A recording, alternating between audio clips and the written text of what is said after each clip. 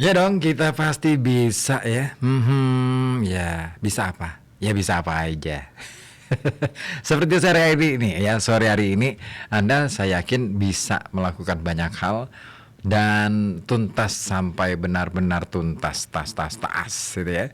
Ya, tidak ada sesuatu yang kemudian masih tersisa atau masih mengganjal dalam pikiran Anda. Jangan sampai deh ya, yang mungkin saudara ini sedang berusaha untuk menyelesaikan tugas, ya selesaikan. Kalau memungkinkan untuk diselesaikan hari ini, kenapa tidak? Kalau misalkan oke, ini masih tanggung, masih banyak yang oke, masih bisa ditunda, ya sudah, nggak apa-apa. Tapi yang jelas besok jangan sampai kemudian itu tertunda. Ya karena yang namanya tugas mau nggak mau itu harus terselesaikan. Kesibukan itu sesuatu yang menyenangkan di satu sisi, tapi ada juga yang beranggapan bahwa kesibukan itu ya yang nggak dicari gitu. Baik, nah ngomongin soal kesibukan tadi sudah ya saya sampaikan bahwa ternyata ya dalam budaya yang sibuk di negara Amerika Serikat ini ya, ternyata banyak melahirkan budaya-budaya baru ya, melakukan evolusi atau bahkan revolusi budaya di Amerika. Salah satunya budaya makan di dalam mobil, baik itu dalam konteks drive-thru ataupun yang lainnya. Tapi yang menarik lagi selain drive-thru, ada produk layanan yang juga ikutan terevolusi oleh kesibukan orang Amerika Serikat. Apa itu? Tatakan gelas. Wow, tatakan gelas aja itu sesuatu banget loh. Iya benar. Di kita tatakan sih mungkin sudah terbiasa ya, tapi ini tatakan gelas yang dimaksud itu tatakan gelas mobil ya, bukan yang di meja gitu. Jadi tempat gelas mobil pertama kali itu diperkenalkan pada tahun 1950-an seiring dengan ditemukannya nampan makanan ringan yang dapat dilepas dan digantung di dashboard mobil. Nah, dalam sebuah iklan yang muncul pada waktu itu digambarkan bahwa nampan makanan ringan sebagai sebuah pengalaman perjalanan. Pada tahun 1960-an, cangkir kopi didesain ulang dengan bagian bawah yang lebih lebar untuk memberikan stabilitas bagi minuman yang diletakkan di atasnya atau dashboard kendaraan. Tapi itu tentu membutuhkan tempat khusus di dalam mobil. Jadi ya, yang namanya kebudayaan termasuk dalam mendesain alat-alat yang kita gunakan sehari-hari. Ya, contoh nih ya, yang terjadi di negeri kita nih, beragam desain.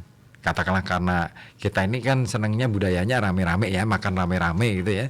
Maka nampan yang lebar yang cukup besar itu menjadi sesuatu yang akhirnya diproduksi secara massal. Terus kemudian kalau yang lainnya lagi, nah penggunaan piring. Nah, piring dalam tradisi makan bersama kayak misalkan prasmanan itu nampaknya juga mengalami perubahan-perubahan. Dulu piring itu tidak terlalu lebar, ya nggak sih? Karena memang dalam tradisi makan bersama, kalau misalkan di orang punya hajatan nih ya, itu makanannya nggak terlalu seperti yang sekarang di prasmanan. Kalau prasmanan itu kan semua lauk itu kan ditimbun di situ gitu kan, maka membutuhkan piring yang lebih besar ukurannya. Tapi coba dulu tahun 80-an makan bareng di orang kondangan gitu ya, masih pakai piring yang itu tuh porselen itu yang ada bunga-bunganya, gambar bunga-bunganya gitu ya. Nah, kenapa nggak begitu lebar? Karena memang porsi makanan yang disajikan sudah ditentukan oleh tuan rumah, tidak kemudian kita ngambil sendiri ya. Nah, berbeda dengan prasmanan. Kenapa piringnya menjadi lebar, menjadi lebih besar? Karena ini yang ngambil kita sendiri gitu, para tamu gitu ya. Terus ada kerupuk dan lain sebagainya. Wah, bisa ditimbun di situ, menggunung makanannya. Dan belum tentu makanannya semua kita nikmati. Pasti ada sisa deh. Ya, kalaupun yang habis itu bagus ya, nggak mau mubazir gitu ya. Ya, paling tidak memproduksi sampah. Ya, ingat nih, kalau kita sudah ngomongin soal sampah, Yuk kita mulai belajar untuk menakar kemampuan kita, kapasitas kita dalam mengonsumsi banyak hal, termasuk makanan. Jangan sampai makanan yang kita konsumsi itu menyisakan atau ada sisa, karena itu akhirnya menimbulkan sampah. Dan kalau misalkan sampah ini enggak, ya kalau sampah organik itu memang di satu sisi ini bagus untuk tanah karena dia bisa terurai. Tapi kalau kita punya lahan, nah bagaimana dengan yang tidak punya lahan? Nah itu menjadi masalah, ya kan? Mau bikin kompos gimana kalau nggak punya lahan? Makanya yuk kita mulai ubah perilaku kita dalam mengonsumsi banyak hal, termasuk makanan dan minuman. Minuman ya sebisa mungkin kita hindari deh penggunaan plastik ya. Karena dengan plastik kita sebenarnya menyumbang sampah lagi ya. Syukur-syukur kalau kita bisa, kalau misalkan ke kantor, kemanapun ya, kita bawa tumbler. Nah itu bagus. Karena apa? Mengurangi penggunaan botol-botol plastik ataupun gelas-gelas plastik yang bisa yang berpotensi memproduksi sampah lebih besar lagi. Ya, kita tahu Pekalongan sedang darurat sampah. Pekalongan sudah sedang bermasalah dengan sampah. Yuk, jangan tambah lagi masalahnya. Apalagi dengan membuang sampah di pinggir jalan. Waduh. Enggak banget ya. Jangan. Kita pasti pengen dong kota kita tercinta ini jadi bersih, kemudian punya citra positif di mata masyarakat, terutama masyarakat yang datang lalu lalang ke Pekalongan. Karena kita tahu yang namanya Pekalongan sudah menjadi kota internasional, ya kan? Karena sudah dikukuhkan sebagai salah satu kota kreatif dunia oleh UNESCO. Kalau misalkan tiba-tiba ada bule datang ke Pekalongan, gimana coba ngelihat sampah kanan kiri? Kan kita sendiri yang malu, ya. Oke deh, kita mulai deh belajar untuk menata segala sesuatunya dengan cermat. Ya, memang saat ini mungkin sedang bermasalah dengan itu. Bagaimana cara pembuangan sampah ya? Karena memang TPA Degayu sedang ditutup, tetapi tidak menutup kemungkinan pengelolaan sampah bisa dilakukan secara mandiri oleh masyarakat, ya kan? Nah, syukur-syukur kita bisa mengurangi produksi sampah deh, mulai dari diri kita sendiri. Kita berhemat, kita gunakan uang kita sesuai dengan kapasitas dan kebutuhan kita, ya. Iya, bagus loh, syukur-syukur bisa menabung, ya kan? Yang tadinya misalkan beli makanan apa saja mau dibeli, gitu kan? Nah, mulailah kita mengurangi itu sedikit demi sedikit sampai akhirnya kita bisa menabung. Nah, menabung itu bukan untuk membeli sesuatu ya, boleh-boleh saja sih menabung itu untuk tujuan pingin beli rumah, pingin beli apa gitu ya. Tapi hal yang paling penting di dalam menabung adalah kita menyiapkan dana untuk hal-hal yang tidak terduga. Tidak kita sangka-sangka bahwa itu akan terjadi dan itu sangat membutuhkan dana ya. Jangan sampai kita gara-gara ada hal yang tidak terduga akhirnya ya jebol deh keuangan, jebol pertahanan ekonomi kita. Nah akhirnya apa yang kita lakukan? Menjual aset. Nah sangat sayang banget. Gitu. Jadi kita berpikir ke depan, jauh ke depan deh. Untuk kota Pekalongan, untuk diri kita juga ya. Dan baik, ngomongin soal tatakan gelas ya tadi ya. Ini menarik banget bahwa tahun 60-an cangkir kopi didesain ulang dengan bagian bawah yang lebih lebar. Ini untuk bisa memberikan stabilitas saat tatakan ini diletakkan di atas dashboard mobil. Tapi itu membutuhkan tempat yang khusus di dalam mobil. Nah, Rubbermaid, sebuah perusahaan asal Amerika yang memproduksi peralatan rumah tangga, ini termasuk wadah penyimpan makanan, tong sampah dan juga botol minuman. Pada tahun 1970-an itu juga mengeluarkan iklan tempat gelas yang dapat dilepas yang menempel pada jendela atau laci mobil. Nah, tempat gelas bawaan pertama muncul nempel di laci mobil.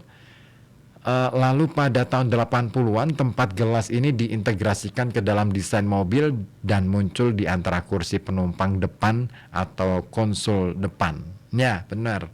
Nah, integrasi tatakan gelas dalam mobil ini meningkat setelah kasus Stella Liebeck V dan McDonald's Corporation pada tahun 1994 serta tahun 2000-an awal, ini lebih dari 60% pengemudi melaporkan menggunakan tempat menaruh gelas mereka setiap hari. Nah, jadi ternyata budaya itu juga menciptakan banyak hal ya, termasuk peralatan makanan. Nah, makanya kita perlu mengatur itu semuanya.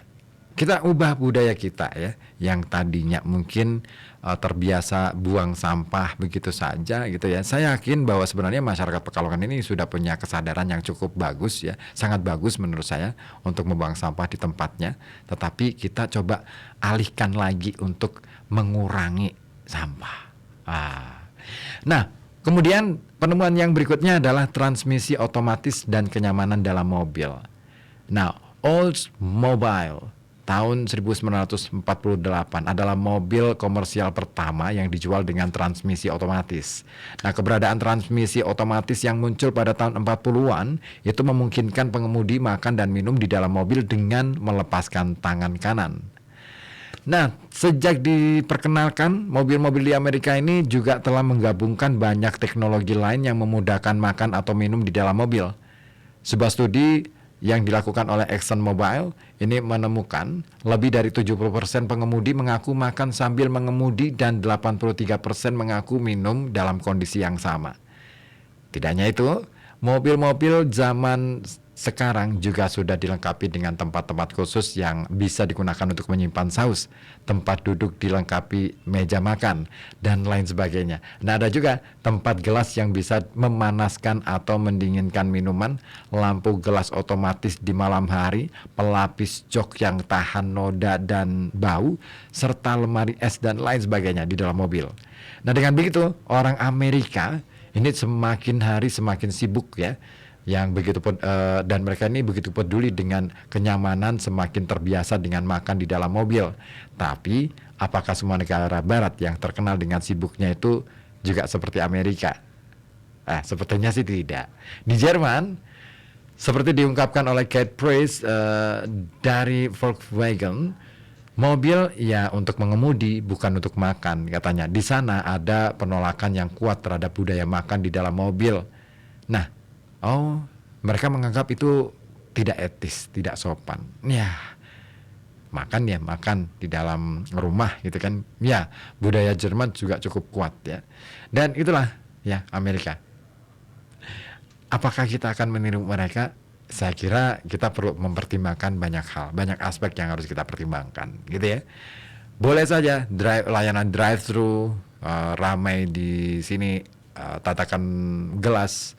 Kalau di kereta sudah ada ya, tapi ya kalau kereta beda sih ya ceritanya, beda dengan mobil sambil mengemudi gitu kan di mobil.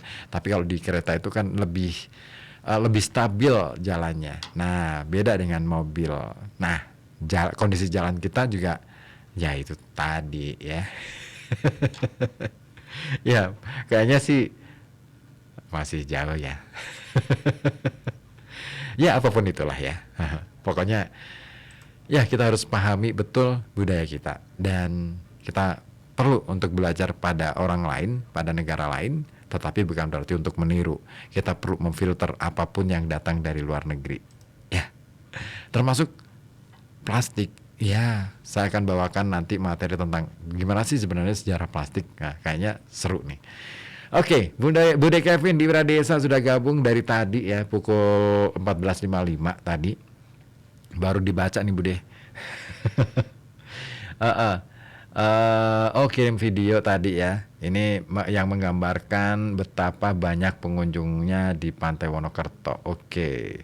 Parkirnya luas, pohonnya rindang, masih asri, bisa buat ngadem, dan para pedagang direkrut dari penduduk setempat. Harga minuman cuma 3.000, mie ayam 10.000, tidak seperti kayak tempat wisata sungguhan. Ya, maaf jika dibandingkan dengan nih ya, pantai yang ada di kita nih ya, HTM-nya 25.000, hanya hawanya panas, nggak ada peneduh yang asri. Kalau mau ke situ harus tunggu sore hari. Buat pengelola, tolong perhatikan, mohon peneduh yang asli katanya. Oke, masukan yang bagus dari Bude Kevin, terima kasih. Kemudian Ipin di Talun, lihat kota New York tahun 40-an di YouTube. pada tahun itu kota itu sudah maju. Kalau Jakarta masih kampung. Iya bener. Jakarta baru mulai membangun besar-besaran kan di era-era 70 80-an ya. Jadi jauh banget. New York sudah menjadi kota maju. Nah, pernah kan saya bahas soal New York Pin mengenai bagaimana kemudian New York itu berkembang setelah dikuasai oleh waktu itu dikuasai oleh Inggris. Ya kan? Inggris bertukar guling dengan Belanda pada waktu itu. Belanda minta run ya yang ada di Maluku ternyata karena mereka berpikir wah ini penghasil rempah-rempah kaya nih, tapi kenyataannya begitu Belanda datang ke Run di Maluku ternyata sudah nggak produktif lagi. Rugi deh. Dina Yanti di Kertijaya, selamat sore, hadir absen aja. Oke, terima kasih Dina Yanti ya. Oke, ditunggu informasi-informasinya di sini di 0285424474 ataupun di 0855420912. Kira-kira ada tradisi apa saja nih yang seru menurut Anda? Di tempat Anda mungkin ada tradisi makan apa gitu ya? Ada kebiasaan-kebiasaan apa? Makan bareng atau apa itu biasanya gimana? Ya, boleh dong diceritakan di sini di 0285424474 ataupun melalui WhatsApp di 0855420912. Ya. Fasto, kisah kasih di sekolah. Hadir untuk Anda di sore kali ini ya, untuk menemani Anda yang sedang sibuk bekerja.